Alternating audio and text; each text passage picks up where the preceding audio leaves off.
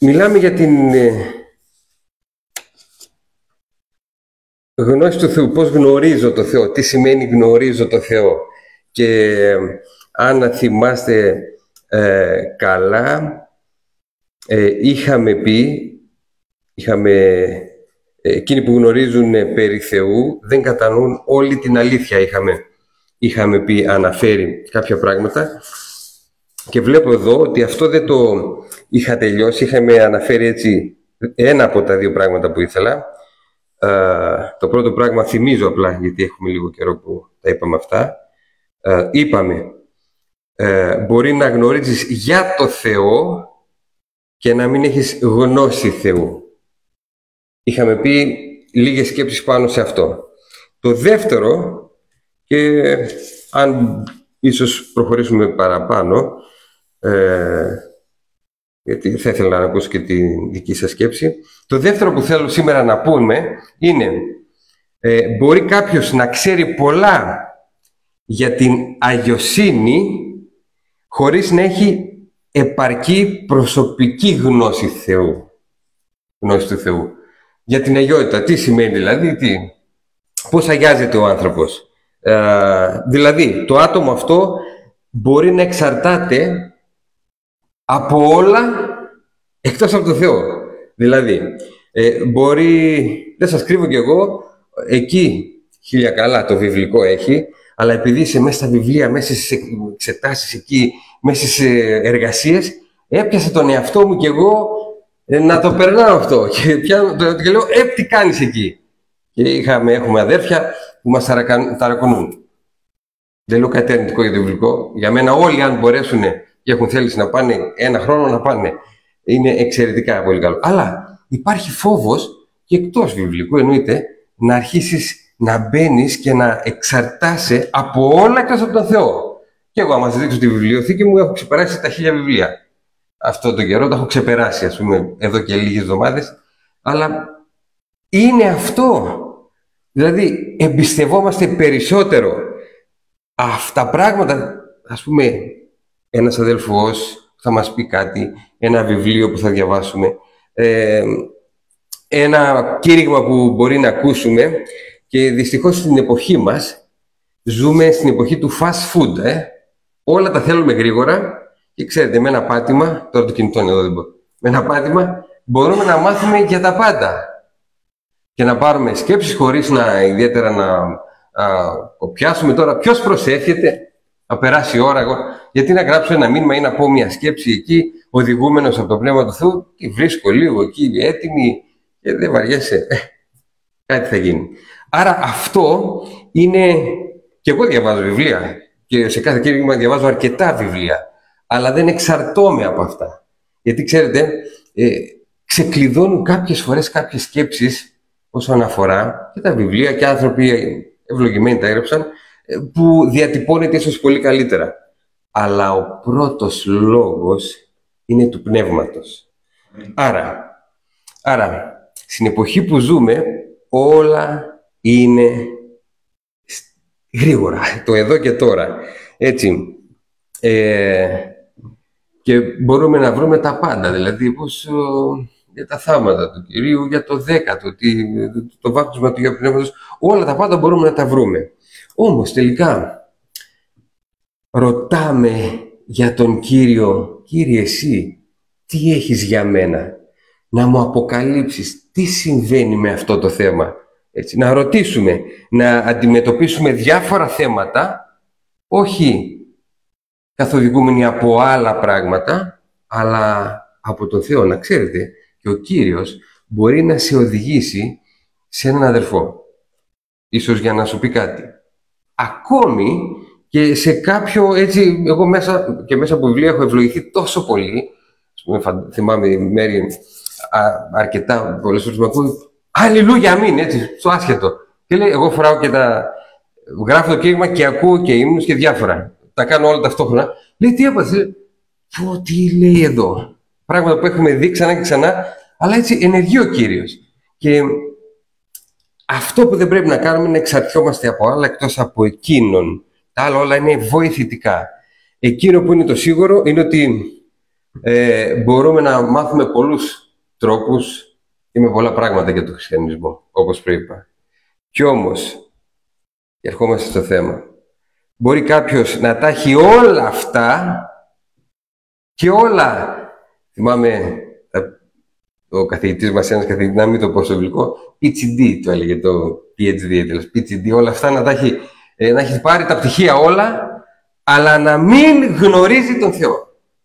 Είναι αλήθεια αυτό. Είναι αλήθεια αυτό. Να μην γνωρίζει τον Θεό. Εδώ έρχεται και ένα άλλο πρόβλημα το οποίο εμποδίζει τον άνθρωπο να γνωρίσει τον Θεό. Πρέπει να αναλογιστούμε τι δημιουργεί, αδελφοί μου, δυσκολίες και δυσάρεστες συνθήκες στο να προχωρήσουμε σε αυτή την γνώση, στη βαθιά γνώση. Έτσι ο λόγος δεν το λέει. Ίσως δούμε και κάποια εδάφια περισσότερα αν έχουμε χρόνο. Στη βαθιά γνώση. Και ξέρετε ποιο είναι αυτό το εμπόδιο? Με μία λέξη να το πω. Μπορεί να πείτε κι άλλο ως πρωτεύον, αλλά θα συμπτύξω σε μία λέξη εγώ. Η άγνοια. Η άγνοια είναι το μεγάλο πρόβλημα. Η άγνοια ανακόπτει, ξέρετε, την φυσιολογική φορά του ανθρώπου για μια δυναμική πνευματική εξέλιξη που θέλει να μεγαλώσει, και η άγνοια αυτή είναι σαν να μπαίνει ένας φραγμός και χτίζει ένα τείχος. Και ξέρετε, η άγνοια χτίζουμε και εμείς αυτόν τον τείχο. Δεν είναι μόνο απλά απάθεια, δεν θέλω να γνωρίσω. Μπορεί να θέλουμε να γνωρίσουμε, να μελετάμε πράγματα, αλλά προσέξτε, να είμαστε περικυκλωμένοι και η διάνοιά μας να είναι κλειδωμένη, να μην μπορεί να κατανοήσει πνευματικές αλήθειες. Ακόμα και ας διαβάζει, και ας μελετάει. Ακόμα και προσέξτε, εάν προσεύχεται, γιατί μπορεί όλα αυτά να γίνουν θρησκεία, με ένα θρησκευτικό πνεύμα, και να μην μπορεί να προχωρήσει σε βαθιά γνώση. Γιατί ο Κύριος μας λέει σε βαθιά γνώση να προχωρήσουμε, να κατανοήσουμε αυτές τις θείες αλήθειες.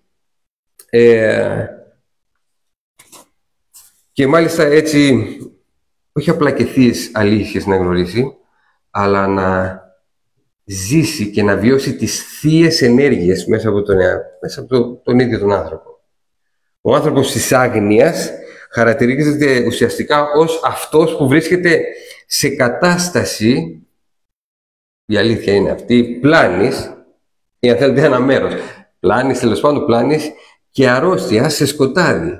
Γιατί αν επιμένεις στην άγνοια, κάτι συμβαίνει, αν επιμένεις σε αυτό το πνεύμα. Αν επιμένεις.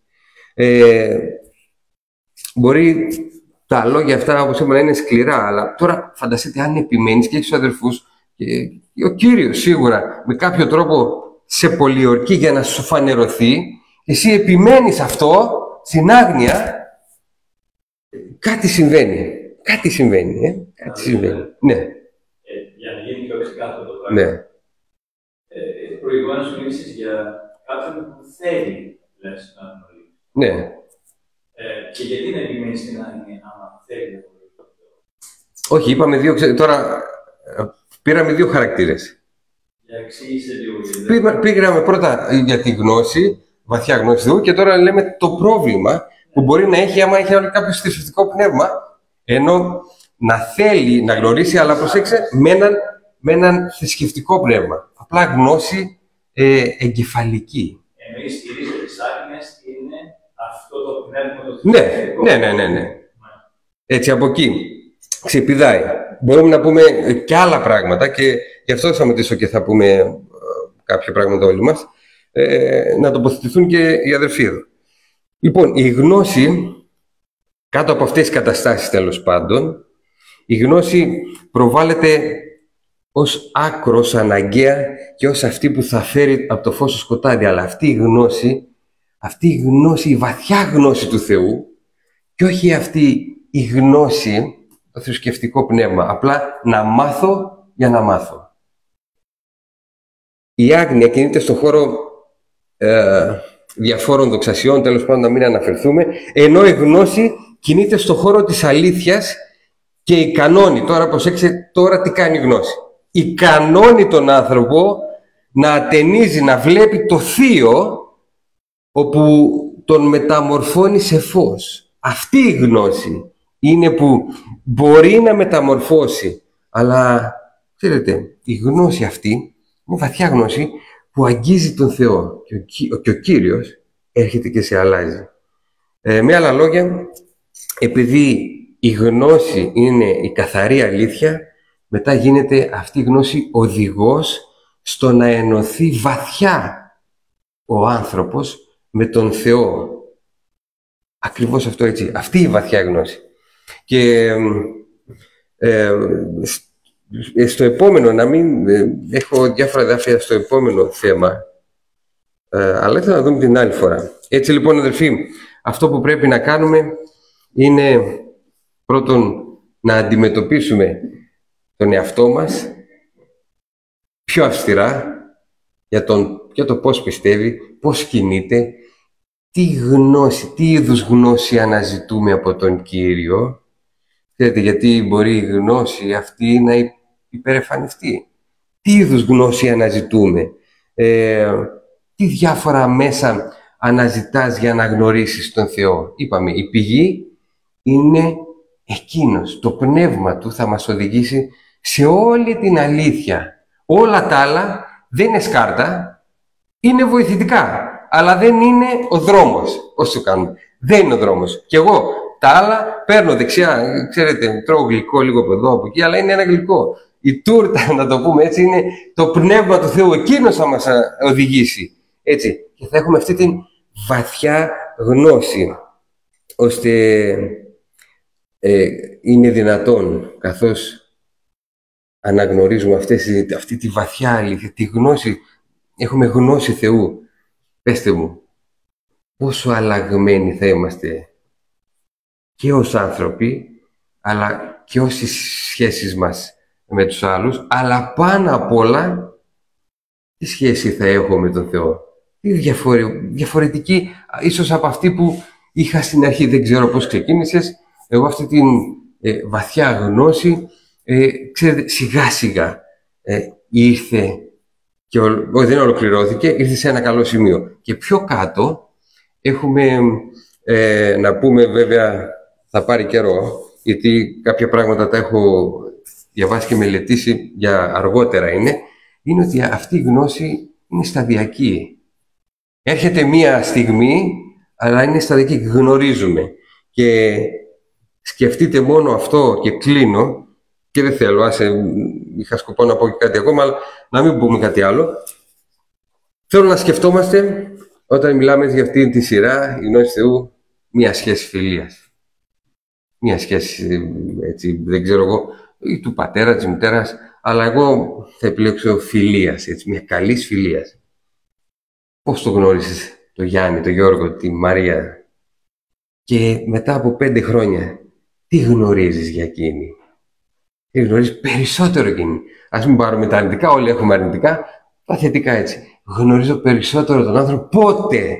Όταν η σχέση μου μεγαλώνει μαζί και εγώ, προσέξτε, αναζητώ αυτό το άτομο που λέγεται, τέλος πάντων, δικό σας Μαρία, αλλά φανταστείτε, αυτό που μιλάμε για τον Θεό, τι μεγάλη ευλογία, όχι μόνο ευλογία, και τι αλλαγή έχω μέσα μου. Γιατί αυτό που θα γνωρίζω όλο και περισσότερο είναι θεϊκό, και όχι ανθρώπινο, θεϊκό, θεϊκή γνώση. Έτσι,